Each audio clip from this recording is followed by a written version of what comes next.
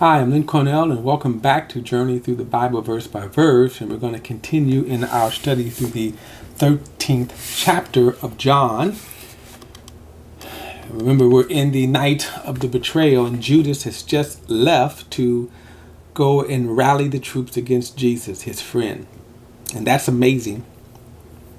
Jesus is in the midst of communicating some things to them. John is giving us sort of the nutshell in it. No doubt he's not telling us everything, but Jesus is pressed. He's weighed down heavy. He wants to share these things because he knows shortly he is going to be separated from them, severed from them.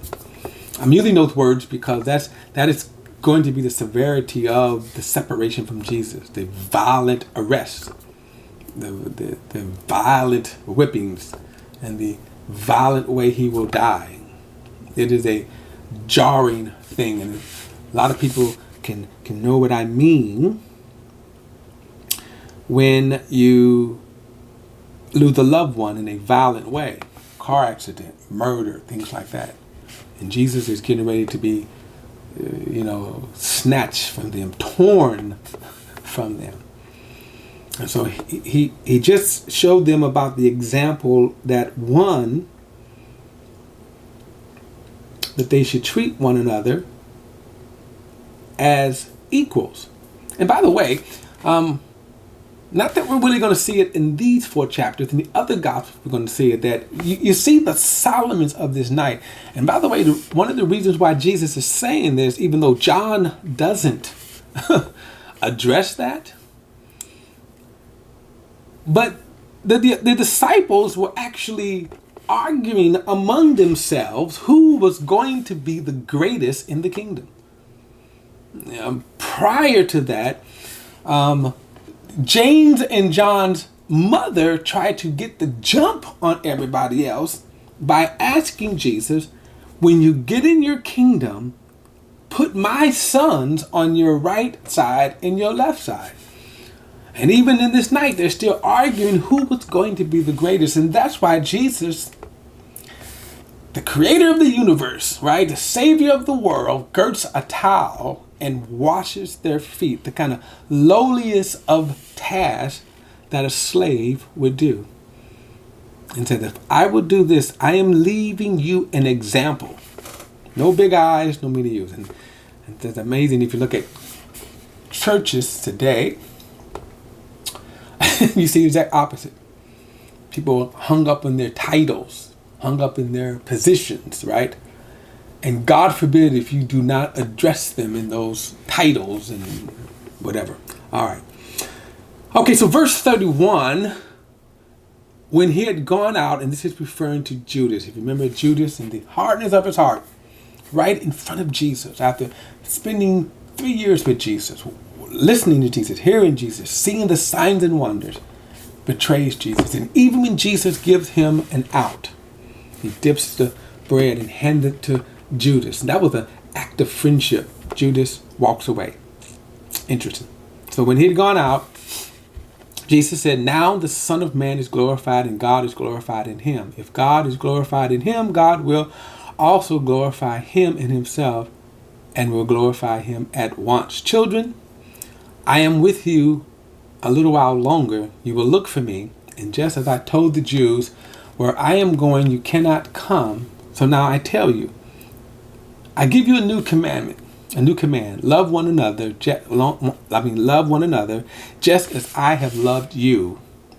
You must also love one another. By this, all people will know that you are my disciples if you have love one for another. And it's one of the great, notice this is a command. It's amazing how we treat this as a suggestion, how we treat this as a noble goal to achieve, to work on achieving. And he says, I give you a command. Now, if I was to come to you and say, or let me put it this way, I'll be a little more dramatic. if I was to go to my wife and say to her, I've been in this adulterous affair and I'm working on ending it, or I'm working on getting over it, how do you think that would go over? Well, if you know my wife, you know that that wouldn't go over. In other words, she no doubt would forgive me, but if I'm indicating that I'm not really putting forth an effort to end it and stop it, then that's going to be a whole different scenario. My point of saying that is, even as a Christian community, there are certain sins we expect people to end. There are certain sins that we expect people to stop immediately. You can't say, well, I'm working on it, right? I'm working on, I like to murder people. I'm working on not committing murder. No, stop. Thou shalt not kill, right? Thou shalt not commit adultery. So stop it, And yet, notice Jesus, and the reason why we say that, by the way, because it's a command. Because God commands, and we certainly consider that as a stern command. And yet, Jesus here gives us a command to love one another just as he has loved you. Now, what does he mean by that? He just gave them an example, did he? Did he not? He washed their feet. He treated them the way that he expected for us to treat one another. And he's going to say later on, he's going to give us more examples. He is going to lay his life down for us. That we mean that much to him that he is going to lay his life down. So we are to love one another just as Jesus loved us. And that's the standard, by the way. That's the only bar. And it's interesting. I'm going to, in my opinion, put it like this. Most Christians do not look at this command that way. Because if you did, you could never have strife and envy. You could never have all of these things that we see going on. Never. And look at verse 35. By this, all people will know that you are my disciples if you have love one for another. One of the greatest witness, that we could give to the world is our love one for another. And we certainly fail at that. All right. By the way, this is the same love when it says in John 3:16, for God so loved the world. God loved the world in this way. He valued the world in this way that he gave the very best he could, his son. And now he's saying, love one another as I have loved you. And he's going to demonstrate that by giving his life. And now he said, we ought to do that for one another, believers for one another. And I want to say the very first thing that you have to kind of look at it, that it is a command. So it's not even an option. It's not a choice. It's not something negotiable. It's a command. Think about that. It's a command. Now, in the next chapter, we're gonna see this. Jesus is going to make this statement. If you love me, you will keep my commands.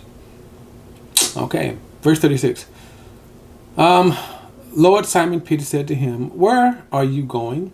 Jesus answered, where I am going, you cannot follow me now, but you will later. Lord, Peter asked, why can't I follow you? I will lay down my life for you. Jesus replied, will you lay down your life for me? I assure you, a rooster will not crow until you deny me 3 times. Now, what is kind of interesting about this exchange here is that Jesus doesn't argue with him. There's going to actually be Peter's going to go back and forth. I will never deny you. In fact, he's even going to say, he points to all of the disciples, they may deny you, but never me. And like I said, this is going to be a great lesson in humility for Peter. Okay. All right. So we're going to pick this up in chapter 14 next time. look out for a close journey through the Bible, a closer look, where we take a more in-depth study and look at this chapter. I'll see you in chapter 14.